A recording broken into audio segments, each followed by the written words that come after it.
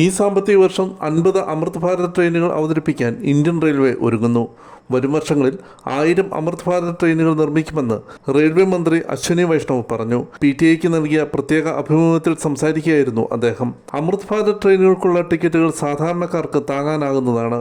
1000 kilometre യാത്രയ്ക്ക് ഏകദേശം 454 രൂപയാണ് നിരക്ക് വരുന്നത്.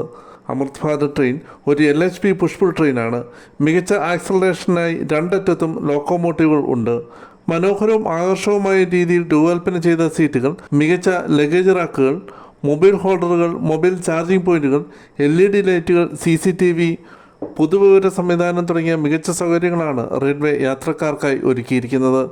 നിലവിൽ 22 കോച്ചുകളാണ് അമൃത് ഭാരത് ട്രെയിനിൽ ഉൾപ്പെടുത്തിയിരിക്കുന്നത്. മോഡുലാർ ടോയ്ലറ്റുകൾ, എയറോസോൾ അധിഷ്ഠിതമായ അഗ്നിശമന സംവിധാനം തുടങ്ങിയ നിരവധി സൗകര്യങ്ങളും അമൃത് ഭാരത് എക്സ്പ്രസിൽ ഉൾപ്പെടുത്തിയിരിക്കുന്നു. നിലവിൽ 2 അമൃത് ഭാരത് ട്രെയിനുകളാണ് സർവീസ് നടത്തുന്നത്.